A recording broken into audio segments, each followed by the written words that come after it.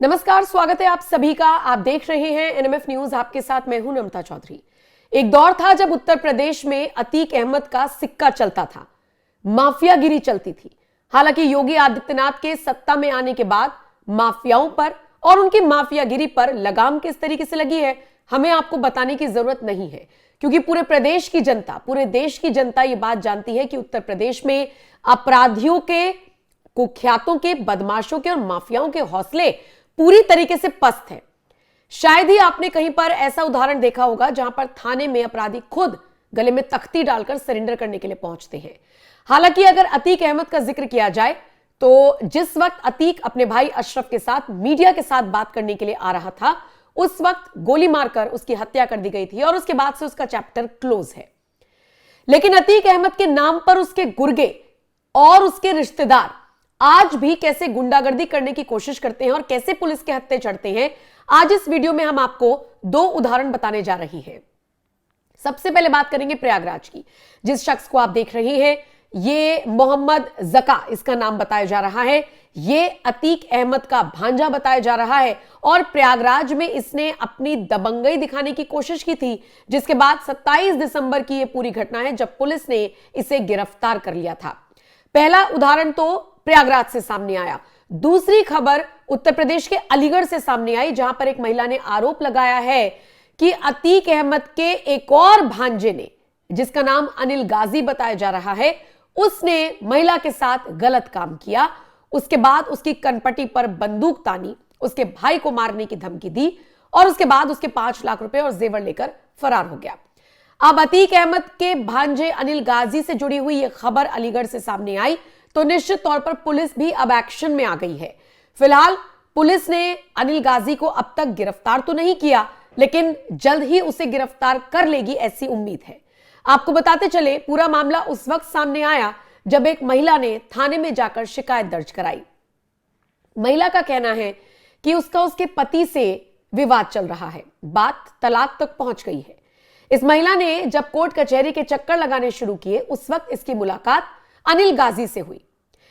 इस महिला का कहना है कि अनिल गाजी ने खुद को अतीक अहमद का भांजा बताया, लेकिन इसी के साथ महिला को बहन कहकर संबोधित किया और उसके बाद महिला का यह भी कहना था कि चूंकि उसने बहन कहा तो वो भी उसे बड़े भाई के तौर पर देख रही थी। लेकिन धीरे धीरे बातचीत का दौर जब शुरू हुआ और चूंकि महिला एक ब्यूटी पार्लर चलाती है, तो ये जो अनिल गाजी है, ये महिला के ब्यूटी पार्लर पर भी आने लगा और उसके बाद अपनी एक इमोशनल सी कहानी सुनाकर कि उसकी मां बीमार है और उसको पैसों की जरूरत है। महिला का आरोप है कि 5 लाख रुपए और जेवर ये आदमी महिला के पास से ले गया। अब जब वापस मांगे तो बात बिगड़ गई, क्योंकि अनिल गाजी अपने कुछ गुंडों को लेकर महिला के पार्लर पर पहुंचता है और उसके साथ बदतमीजी करता है। अब इस महिला का कहना है कि अनिल गाजी ने अतीक अहमद के नाम का, उसकी गुंडागर्दी का रौब दिखाया, कनपटी पर बंदूक तानी और कहा कि अगर मुंह खोला तो पूरे परिवार को मार दूंगा, जिसमें महिला के भाई को भी जान से मारने की धमकी दी गई है। फिलहाल महिला रोते बिलखते हुए थाने में पहुंची। महिला का कहना है कि जो पुलिसकर्मी है वो उसकी सुन नहीं रहे थे, लेकिन बाद में फिर उसने उच्च अधिकारियों से बात की और उसकी एफआईआर दर्ज हो गई। अब अनिल गाजी के खिलाफ कब तक एक्शन लिया जाएगा, ये तो देखने वाली बात है। लेकिन इस पूरे मामले में भी दो पक्ष बट गए हैं। लोग अपनी अपनी प्रतिक्रिया दे रही हैं, जैसे महिला को लेकर भी सवाल खड़े हो रहे हैं कि अतीक अहमद के भांजे से दोस्ती करने का या उसे भाई बनाने का क्या मतलब था, ये रिश्तेदारी निभाने का क्या मतलब था। महिला का कहना है कि वो उसे भाई मानती थी, इसीलिए उससे बात करती थी, लेकिन बाद में महिला ने पुलिस में शिकायत भी दी है कि रेप जैसी घटना को भी इस शख्स ने अंजाम दिया है।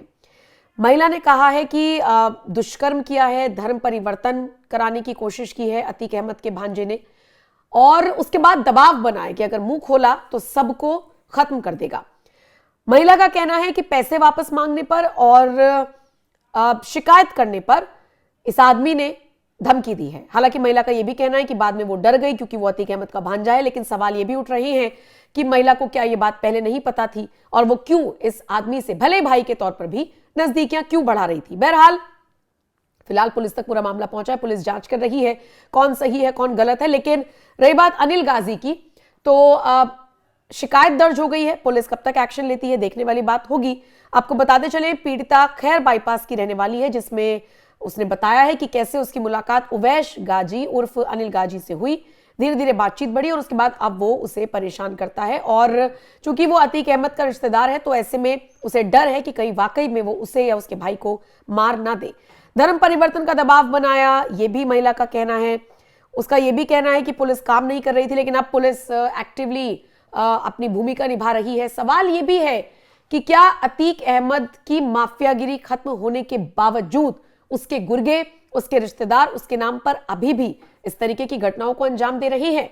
देखने वाली बात यह होगी कि यूपी पुलिस क्या एक्शन लेती है। इतना तय है कि यूपी पुलिस ऐसे आरोपियों को बख्शने के मूड में तो कतई नहीं है, क्योंकि जब से उत्तर प्रदेश में योगी आदित्यनाथ की सरकार आई है, जीरो टॉलरेंस की नीति पर काम हो रहा है। अपराधियों को बख्शा नहीं जाएगा, अपराध को बख्शा नहीं जाएगा, और इसीलिए उत्तर प्रदेश के मुख्यमंत्री योगी आदित्यनाथ भी डंके की चोट पर कहते हैं कि इस चौराहे पर क्राइम होगा तो अगले चौराहे पर यमराज खड़े मिलेंगे। राह चलती हुई किसी बेटी के साथ अगर किसी ने छेड़छाड़ करके उसकी सुरक्षा में सेंध लगाने का कार्य किया तो अगले चौराहे पर उस ओहदे का इंतजार यमराज कर रहा होगा। उसको फिर यमराज के यहां भेजने से कोई रोक नहीं पाएगा। कि जिस अतीक अहमद के खिलाफ पीड़ित परिवारों ने मुकदमा दर्ज कराया उसके परिवार के खिलाफ, वह समाजवादी पार्टी के द्वारा पोषित माफिया है और उसकी कमर को तोड़ने का काम हमारी सरकार ने किया है।